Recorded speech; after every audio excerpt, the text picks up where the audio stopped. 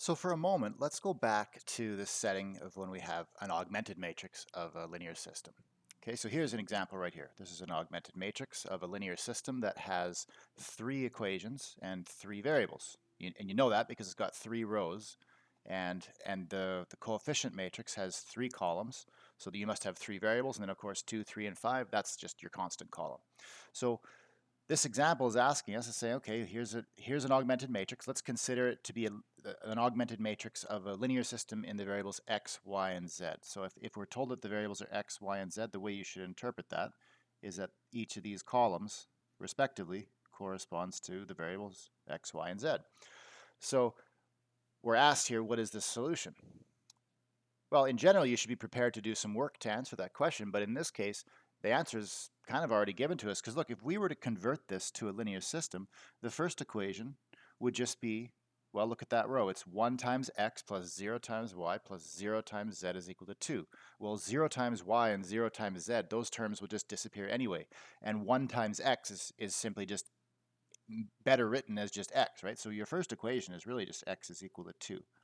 And in a similar fashion, the second equation is y equals 3, and the third equation is z equals 5. So you could argue that that's already the solution, right? There's not much work to solve that system because it's already given to us in a form that's easy to identify the solution.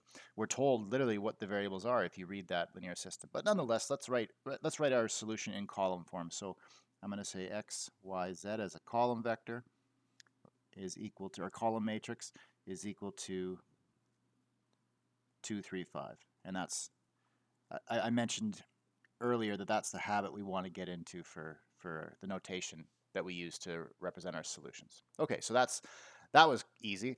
Now why? Why was it so easy? The reason this was easy and didn't require any work is that this augmented matrix is in such a clean and organized form. So the next thing we're going to talk about is an algorithm that you can use to attain that clean and organized form. But before we get into the algorithm, we need to really precisely nail down what it is that we mean by a clean and organized form. So, and I jumped over a term here, and that is the word algorithm. What is an algorithm?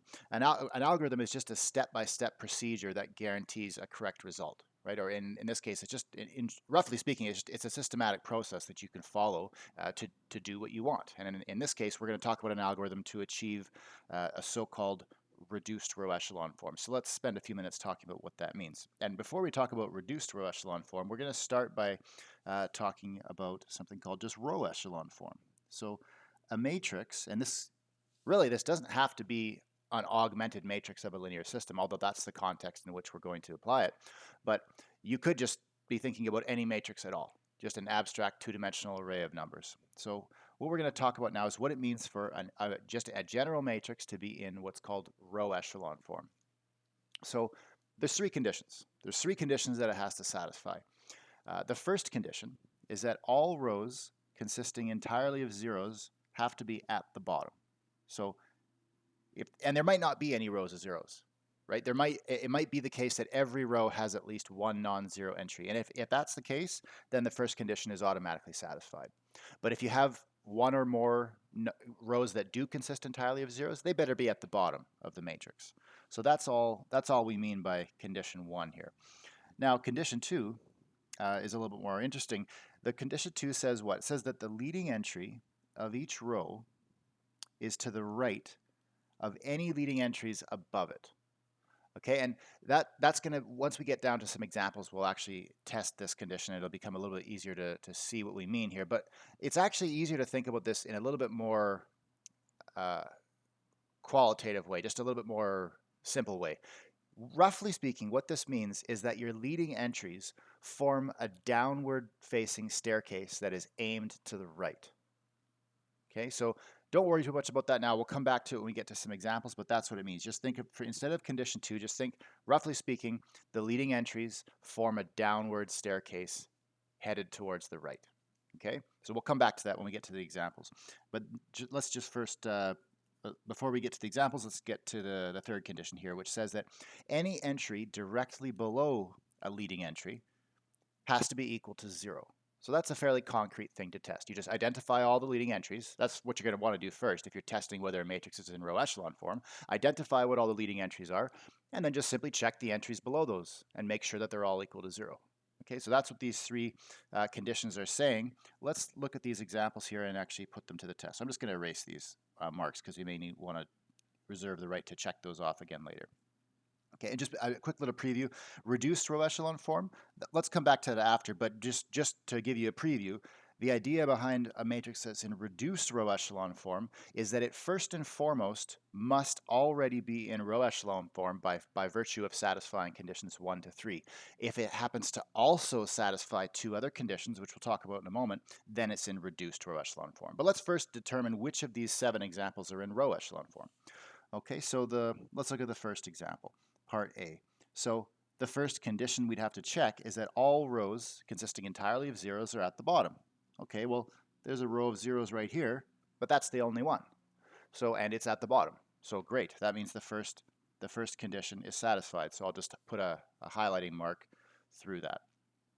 And then, or a highlighting mark through the one up here just to check it off the list. Now, the second condition, this is the one with where it says the leading entries of each row must be to the right of any leading entries above it.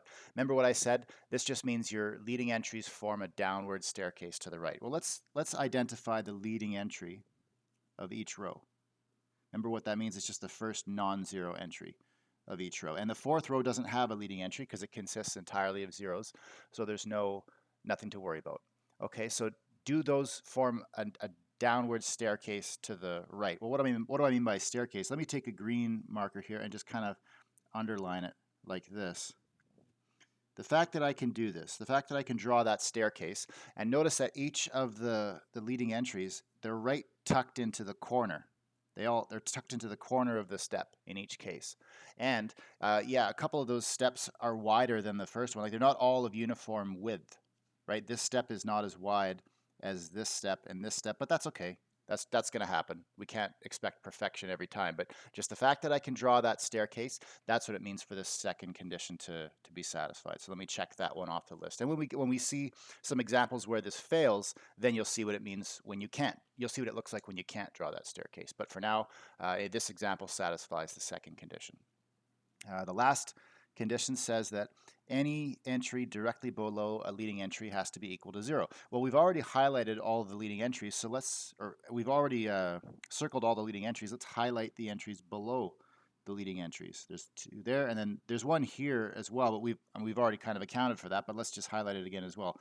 All of the entries below the leading entries that we just highlighted with vertical lines, those are all equal to 0. So the third condition is satisfied as well. So great, that means we can say that this matrix is in row echelon form. Okay, so let's put that there for now. It may be the case that it's in reduced row echelon form also, but we'll come back to that. We haven't defined reduced row echelon form yet. So, but let's move on to example B. I'm just going to erase these checks here and we can look at example B. Okay, so let's go through the conditions again. Is example B, is that in row echelon form? Well, the first condition says that all the rows of zeros have to be at the bottom. Well, there is no rows of zeros, so nothing to worry about. You can check that condition off automatically. The next condition, the leading entries, this is the one where the leading entries have to form a downward staircase to the right. So let's identify the leading entry. The leading entries of each row is the first one. So, okay, you're not going to be able to draw that nice little staircase here because if you want to get, remember each entry has to kind of have its own step.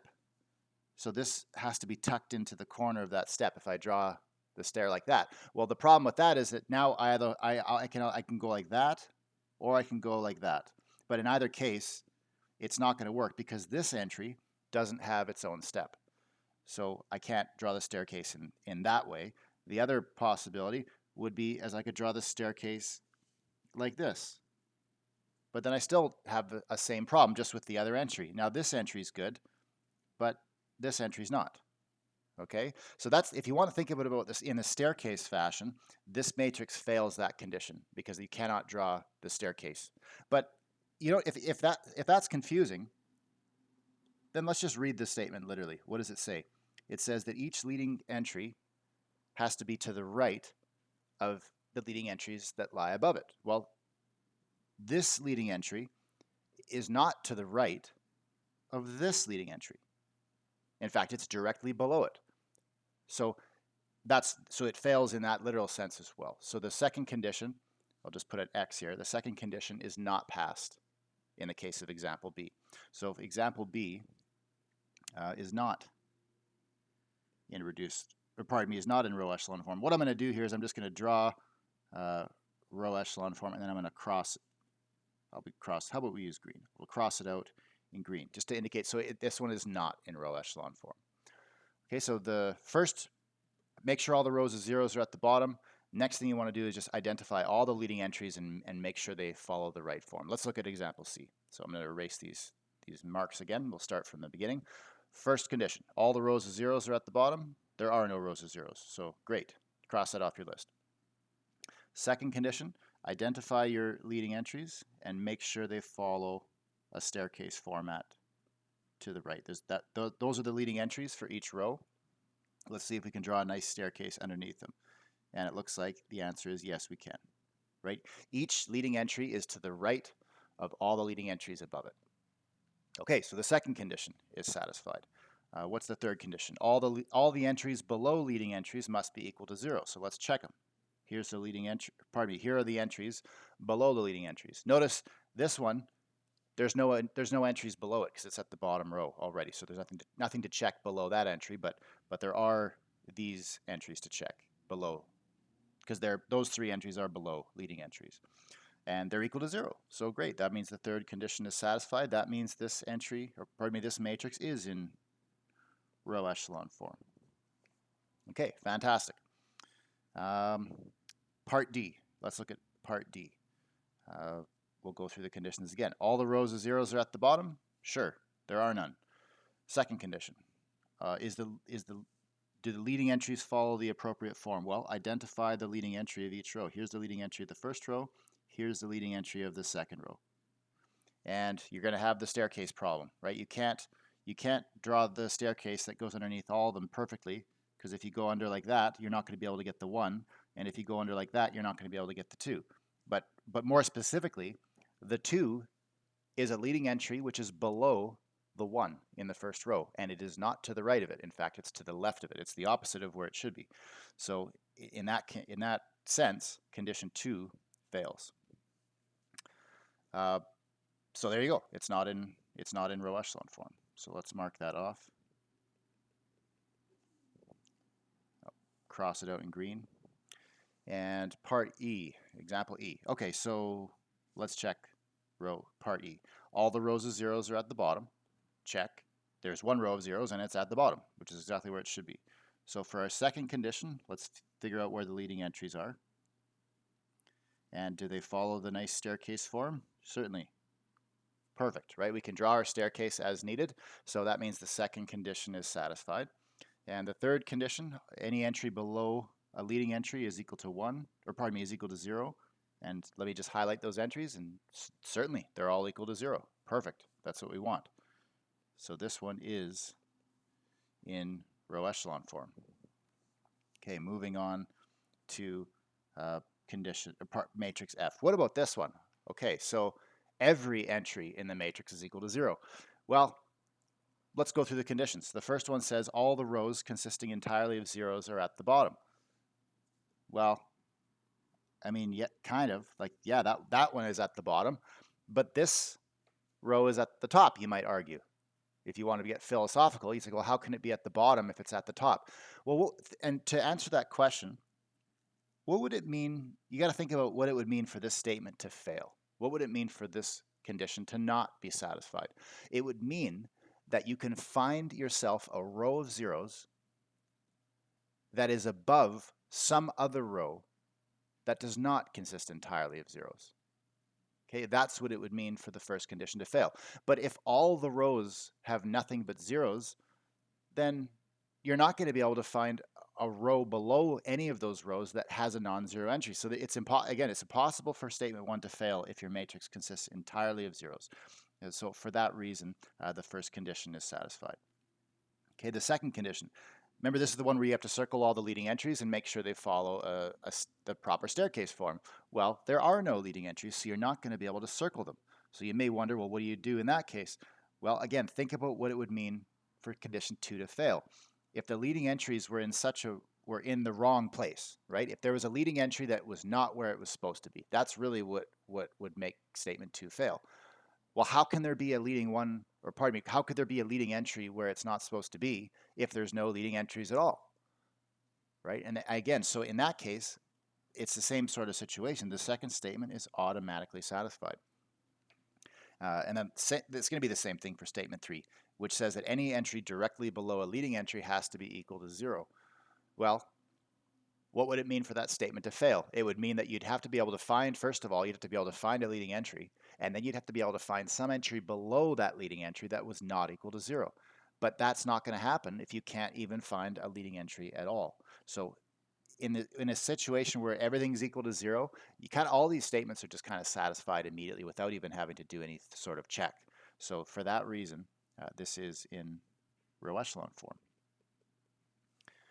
Okay, and the last example, we've got, well, let's check. All the rows of zeros at the bottom, there's no rows of zeros. Good, check it off. Leading entry of each row, the second condition, we have to first identify where the leading entries are. Well, it's in fact, all the non-zero entries are leading entries in this case. Do they follow the nice staircase form as they should? Yep, that's perfect, right? In fact, it's the nicest staircase we've seen yet. So not only does condition 2 satisfied, but it's satisfied in almost like an extra perfect special way, right? And then so for condition 3, all the entries below the leading entries, are they all equal to 0? Absolutely. So check that one off as well, and we can go ahead and say that that matrix is in row echelon form. Okay, so fantastic.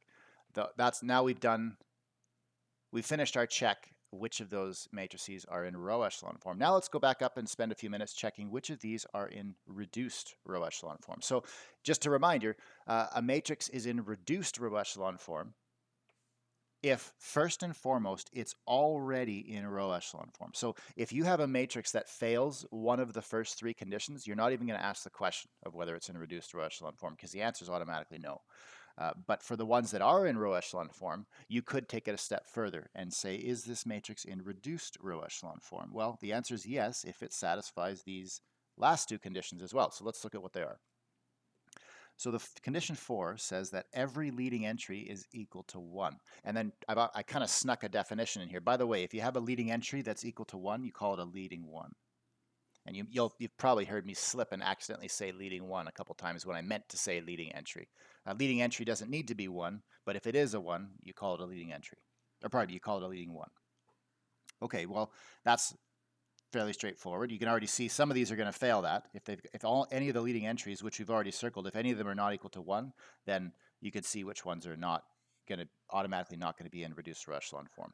And then condition 5 says that any entry directly above a leading 1 is equal to 0. Okay, well, we've already seen what it means to check that entries below a leading 1 is equal to 0. Condition 5 just means you have to check the ones on top as well. Okay, so let's go through these and see which ones are in reduced row echelon form. And right away, example A, the answer is no. This one is not in reduced row echelon form immediately because condition 4 is not satisfied, right? These entries are not, they're leading entries. In fact, all the leading entries are not equal to 1. So condition 4 is not satisfied. So example A is not equal, example A is not in reduced row echelon form. Part B. Okay, so part B wasn't even in row echelon form. So it certainly can't be in reduced row echelon form. Now, should we add a note to say that? We could, right? I could go like this. I could say it's not in row echelon form, and it's not in reduced row echelon form either. There's nothing wrong with saying this, but it's kind of redundant, right? If you say something, you can go back to the analogy of a square and a rectangle. If you said something's not a rectangle, but you could go on to say, and it's also not a square. Well, that's kind of redundant. If I have a shape and it's not even a rectangle, Well, it's certainly not a square. Why is that? Well, because every square is automatically a rectangle. So if it's not a rectangle, it certainly can't be a square. So somebody might look at you weird if you say that, because it's redundant, right? It's automatic. If I say something's not in row echelon form, it's already understood that it certainly can't be in reduced row echelon form. Okay, so part B, well, let's just skip that one and go on to part C. So is part C, is that example in reduced row echelon form? And the answer is no, for the same reason as in part A. It fails to be in reduced row echelon form because not all of those leading entries are equal to 1. In fact, again, none of them are. Okay, so moving on to part D. Again, part D, it's not in reduced row echelon form because it's not in row echelon form. What about part E? Part E, it's in row echelon form, so we could ask the question, is it in reduced row echelon form? So part E, we can check. Condition 4, is each leading entry equal to 1? Absolutely, right? There's 2 leading entries, and they're both equal to 1. We've already circled them in the row echelon form check, so we know that where the leading entries are, and they're both equal to 1, so fantastic. That means condition 4 is satisfied for matrix E. What about condition 5? Any entry above the leading ones have to be equal to 0. Well, there's only one entry above a leading one, and it's this one here, and certainly it's 0, right? So that matrix is also in reduced row echelon form. By the way, if I were, let me just make a quick little temporary change here. Don't write this down or don't make this modification because I'm going to erase it after. If I were to change that to say a 4, then that's what it would mean for condition 5 to fail, because that's what it would mean for an entry above a leading 1 to be something other than 0. And if that were a 4, this matrix would not be in the reduced row echelon form. But because it is a 0, it's going to pass condition 5. And we can say, okay, condition 5 is checked off, and we can safely say that this is in reduced row echelon form. Now, here's a situation where it's kind of the same as before in part B, where I said it's not wrong to say it's in row echelon form and it's in reduced row echelon form, but it's kind of redundant. In fact, what I would do, and if you may not want to do this if you're already taking notes with me, you may have already written this down, in which case just leave it. It's totally fine. But I'm going to make a modification here since I can erase things easily. I'm going to delete this because if it's in reduced row echelon form, then obviously it's in row echelon form, because part of the definition of reduced row echelon form is the assumption that your matrix is already in already in row echelon form. So if a matrix is in reduced row echelon form, you could just say reduced row echelon form. You don't need to say it's in row echelon form and it's in reduced row echelon form. So that's the way I'm going to leave that one. Okay, part F. Part F is actually going to pass both of these conditions for the same reason it passed the first 3 conditions. Part 4, each leading entry is equal to 1. Sure, right? Because there are no leading entries. What would it mean for statement 4 to fail? It would mean you could find yourself a leading entry that's not equal to 1, but you can't even find any leading entries at all. So statement 4 is correct. Any entry above a leading 1 is equal to 0. Well, how would that fail? You'd have to be able to, first of all, find a leading 1. Then you'd have to find an entry above it that's not equal to 0. But if you can't find a leading 1 in the first place, you're not going to be able to find an entry that violates condition 5. So I'm going to check that off the list, and I'm going to erase this. Again, it's up to you what you want to do. You may want to just write reduced row echelon form beside it if you've already written this down and you don't want to erase. But if you want to erase it, great, because we can just update this to be more specific and say not only is it in row echelon form, it's actually in reduced row echelon form. And lastly, matrix G, it's in reduced row echelon form as well, because statement 4 is satisfied, right? All of the leading entries are equal to 1, right? We're talking about this matrix here. All those leading entries, they're all equal to 1. And statement 5 is also correct because all the entries above the leading entries are equal to 0, right? Those are all the entries that are above leading entries. So perfect. We can say that this is in reduced row echelon form as well. I'm going to erase this and say this is in reduced row echelon form. One last comment before I move on to the next page here. If you really want to be picky and you spend some time thinking about this, you will come to the conclusion that actually, if you have a matrix that satisfies conditions 1 and 2, the matrix will automatically satisfy condition 3. But I think it's a nice condition to include for emphasis, and it's common to do so. So if you technically speaking, if you have a matrix that satisfies conditions 1 and conditions 2, you can already claim that it's in row echelon form. And as you work with these more, you'll start to see that more and more. But for now, let's just check all the conditions. But by the time you get halfway through this course, the goal is to be at the point where you can just look at a matrix and almost just snap your fingers and instantly recognize whether it's in row echelon form, reduced row echelon form, or neither. And the reason is you start to just get faster and faster at looking at them. You know what patterns to look for. But in the meantime, just go through the conditions one by one and carefully check them off.